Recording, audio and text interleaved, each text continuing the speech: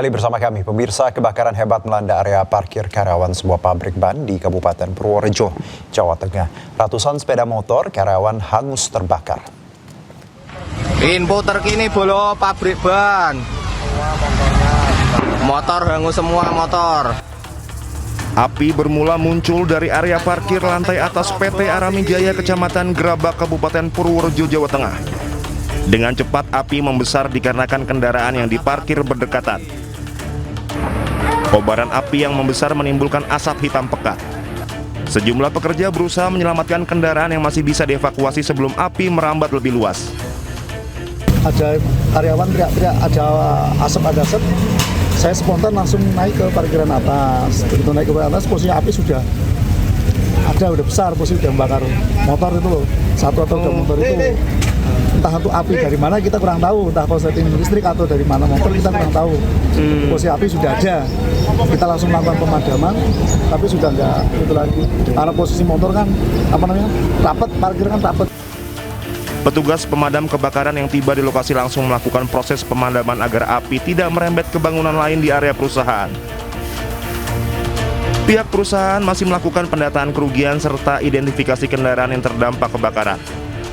Polisi juga masih menyelidiki penyebab pasti munculnya api di area parkir tersebut. Dari Purworejo, Jawa Tengah, Jo Hartoyo Anyus melaporkan. Pemirsa, momen haru terjadi saat mantan Mendikbudristek Nadiem Makarim dituntut 18 tahun penjara dan bayar uang pengganti 5,6 triliun rupiah. Merasa kecewa, tangis Nadiem pun pecah di pelukan sang istri. Atas nama terdakwa Nadiem Anwar Makarim memutuskan: 1. Menyatakan terdakwa Nadiem Anwar Makarim telah terbukti secara sah dan meyakinkan bersalah melakukan tindak pidana korupsi, menjatuhkan pidana terhadap terdakwa Nadiem Anwar Makarim. Oleh karena itu dengan pidana penjara selama 18 tahun dikurangi selama terdakwa berada dalam tahanan sementara dengan perintah terdakwa segera ditahan di rumah tahanan negara.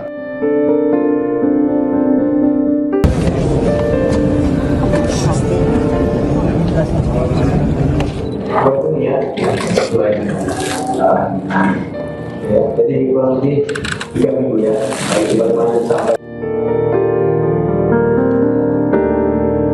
Franka Franklin Makarim, istri mantan Mendikbudristek Nadiem Makarim, menahan tangis begitu mendengar tuntutan jaksa 18 tahun penjara.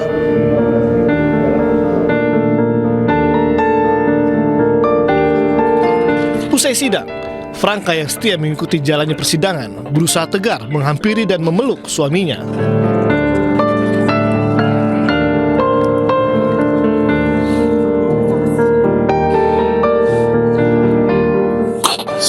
Posisi depan aja bang, jangan dorong-dorong di sini bang.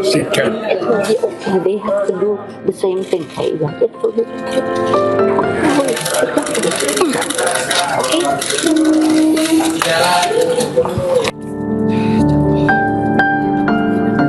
Besarnya tuntutan jaksa dalam kasus dugaan korupsi pengadaan laptop Chromebook menuai kekecewaan keluarga Nadiem, termasuk orang tuanya.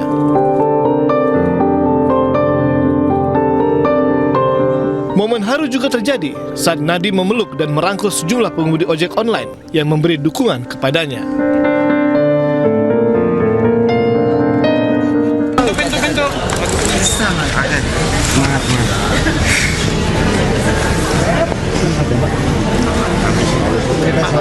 Selalu ada rangkul terus. Apapun yang terjadi, Pak Nadiem pahlawan saya, pahlawan ekonomi saya, tetap di hati. Nadiem pasti bebas. Pasti. Kami yakin, Amin. Pak. Amin. Sabar.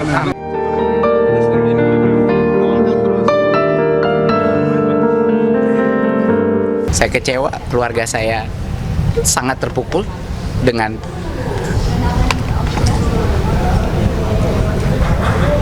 saya nggak tahu cara mendeskripsikannya. Saya nggak tahu ini perlakuan seperti apa ini seperti ini. Tapi saya harus menjalani operasi malam ini karena kalau tidak akan semakin parah dampaknya bagi saya. Saya hanya minta doa. Selain pidana penjara 18 tahun, jaksa juga menuntut Nadiem membayar uang pengganti sebesar 5,6 triliun rupiah. Tim Liputan iNews melaporkan. Pemirsa, jaksa menuntut 18 tahun penjara hingga bayar uang pengganti 5,6 triliun rupiah. Lantaran Nadiem Makarim dinilai berbelit-belit saat sidang. Jaksa bahkan menyebut harta benda Nadiem bisa dirampas dan dilelang untuk menutupi uang pengganti. Terdapat fakta hukum yang menunjukkan adanya benang merah investasi Google Asia Pasifik. Mantan Mendikbudristek Nadiem Makarim dituntut 18 tahun penjara dan denda 1 miliar rupiah subsidi 190 hari dalam kasus pengadaan laptop Chromebook. Jaksa juga menuntut Nadiem untuk membayarkan uang pengganti dengan total hingga 5,6 triliun rupiah. Menurut jaksa, perbuatan Nadiem dinilai menghambat pemerataan pendidikan. Tuntutan ini juga dijatuhkan dengan alasan Nadiem dinilai mengakibatkan kerugian negara dalam jumlah yang besar dan bertujuan mendapatkan keuntungan pribadi. Hal ini disebut berdasarkan adanya peningkatan kekayaan yang dinilai tidak seimbang. Nadiem juga dinilai berbelit-belit dalam proses persidangan.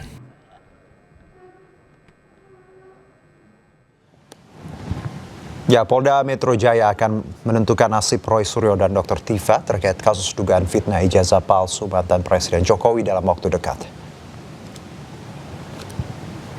Polisi memastikan kasus dugaan fitnah ijazah palsu yang menjerat Roy Suryo dan Dr. Tifa telah diusut dengan tuntas. Meski tidak memastikan kapan berkas perkara keduanya rampung dan siap dilimpahkan ke Kejaksaan atau P21, namun polisi memastikan nasib Roy Suryo dan Dr. Tifa akan segera diumumkan. Perkara Pak Roy Suryo dan Dr. Tifa dalam waktu dekat kami akan merilis terkait tentang keputusan perkara tersebut sudah P21 atau belum. Tapi kita sama-sama berdoa yakin bahwa perkara akan kita umumkan. Dalam waktu dekatnya bulan ini, Pak? Ya pasti, ini masih tanggal berapa? Pasti dalam waktu dekat. Siap. Belum, nanti update masalah hari ini sudah ada pemeriksaan lagi, nanti kami update pada teman-teman. Ya, kita beralih ke informasi lain. Pemirsa, memasuki libur panjang akhir pekan, kedai Kanisa Almasi, kawasan wisata Puncak Bogor mengalami peningkatan volume kendaraan. Penerapan rekayasa lalu lintas one way di jalur puncak pun diberlakukan. Ribuan kendaraan wisatawan memadati jalur wisata Puncak Bogor sejak Kamis pagi. Mayoritas kendaraan roda 4 bernomor polisi luar daerah dan mengakibatkan meningkatnya volume kendaraan. Untuk mengurai kemacetan, polisi menerapkan rekayasa lalu lintas satu arah secara bergantian.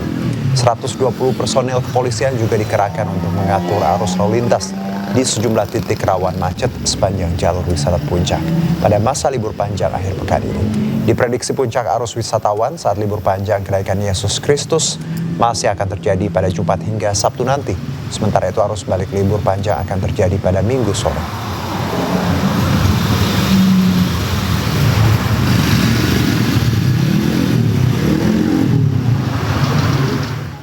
Arus lalu lintas menuju kawasan wisata Lembang, Kabupaten Bandung Barat, Jawa Barat terpantau ramai lancar. Antrian kendaraan terjadi akibat meningkatnya volume kendaraan wisatawan luar kota dan lokal menuju daerah wisata. Sejak Kamis pagi, arus lalu lintas menuju kawasan objek wisata Lembang terpantau ramai lancar. Antrian kendaraan menuju Lembang terjadi di Jalan Setiabudi. Libur panjang dalam rangka memperingati kenaikan Isa Almasih menjadi momen wisatawan dalam dan luar kota Bandung memadati kawasan Lembang. Lembang menjadi salah satu destinasi wisata favorit karena menyuguhkan sejumlah wahana menarik dan cocok untuk mengisi libur bersama keluarga. Untuk mengantisipasi lonjakan, kendaraan Satlantas Polres Cimahi akan memperlakukan one way jika terjadi kemacetan.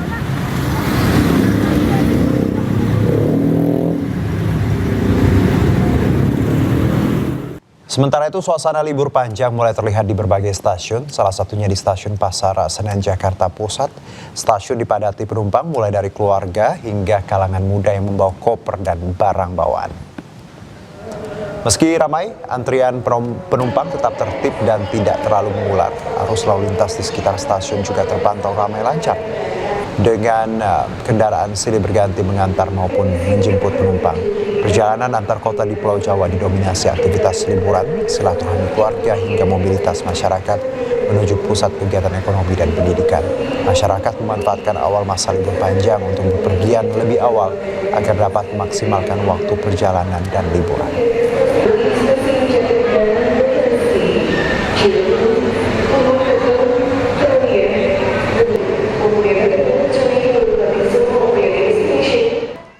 Dan untuk mengetahui informasi selengkapnya, kami terhubung dengan rekan Jen Cahyani di Stasiun Pasar Senen, Jakarta. Selamat sore, Jen. Seperti apa kondisi Stasiun Pasar Senen saat ini? Silakan.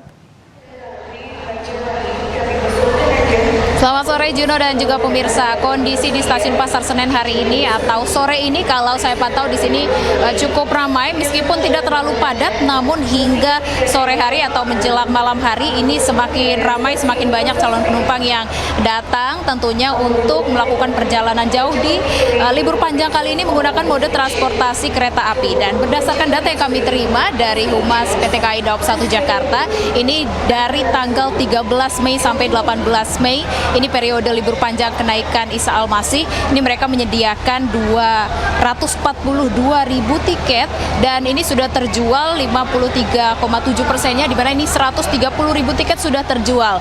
Dan untuk mengantisipasi adanya lonjakan penumpang di libur panjang kali ini, dari PT KAI Daob 1 Jakarta juga menyediakan kereta api tambahan, Juno dan pemirsa. Dan ini kereta api tambahannya dari Stasiun Gambir ada 8 kereta api tambahan dan dari Stasiun Pasar Senen ada 1 kereta api tambahan. Ini di luar dari kereta api yang beroperasi dalam satu hari ada 68 kereta api. Dan untuk hari ini sendiri dari Stasiun Pasar Senen yang diberangkatkan untuk tanggal 14 Mei atau hari ini ada 14.000 penumpang yang berangkat dari Stasiun Pasar Senen. Ini data sementara yang kami terima yang paling terbaru sore ini dari PT KAI Humas PT KAI Daob 1 Jakarta. Dan ini masih akan dilihat. Tapi kalau kita bicara terkait dengan lonjakan penumpang, ini berdasarkan data yang kami terima ini masih dipegang pada hari kemarin di tanggal 13 Mei 2026 di angka 36.500 penumpang dan hari ini secara keseluruhan ada 36.100 penumpang. Nanti akan kita lihat semakin malam apakah semakin ramai atau semakin padat di Stasiun Pasar Senen. Sementara itu Juno. Di lonjakan malah lebih tinggi kemarin ya dibandingkan hari ini. Terima kasih Jen atas laporan Anda. Selamat bertugas kembali. Pemirsa, umat Kristiani hari ini memperingati hari kenaikan Yesus Kristus di Gereja Katedral Jakarta Pusat. Momen ini menjadi pengingat sekaligus simbol janji penyertaan Tuhan bagi umat Kristiani. Hingga sore hari jemaat terlihat memadati area dalam gereja. Untuk di Gereja Katedral Jakarta, misa sore dilaksanakan pukul 16:30, sementara misa malam pukul 7 malam. Hari kenaikan Yesus Kristus diperingati tepat 40 hari setelah perayaan Paskah dalam kalender liturgi Kristen.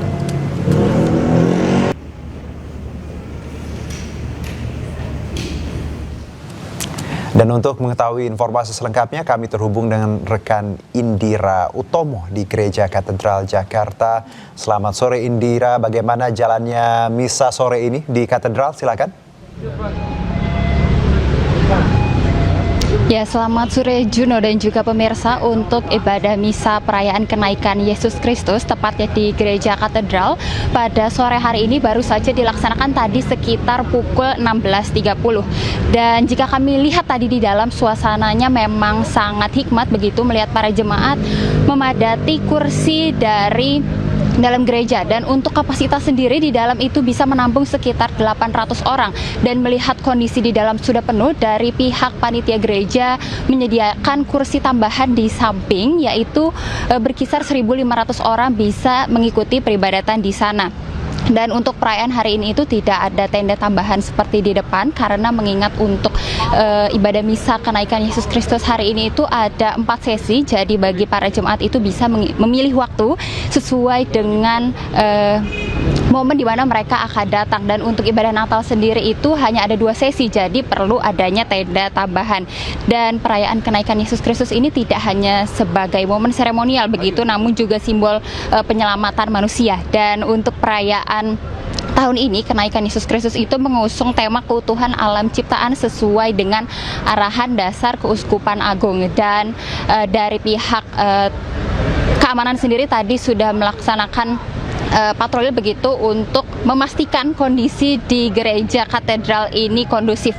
Sementara itu saya kembalikan kepada Juno yang ada di studio. Baik Indira, jadi misa sore tadi 16.30 dan nanti akan dilanjutkan di pukul 7 malam ya untuk misa malam. Terima kasih Indira, selamat bertugas kembali. Dan Dan pemirsa, Anyu sore berikutnya akan dilanjutkan oleh rekan saya Reni Arumsari. Sudah di sini. Halo Reni. Ya, selamat sore Juno. Sehat ya? Sehat dong. Oke, dan ada informasi apa lagi nih di Anyu sore nanti? Ya, setelah ini Anyu sore masih akan menghadirkan sejumlah informasi menarik di antaranya.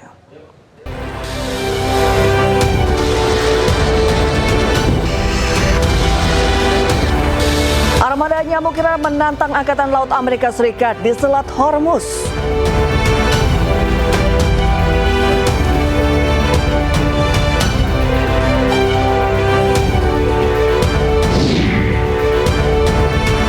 Puluhan tahun jadi rival, Amerika Serikat dan Cina akhirnya bertemu untuk pertama kalinya setelah 1 dekade.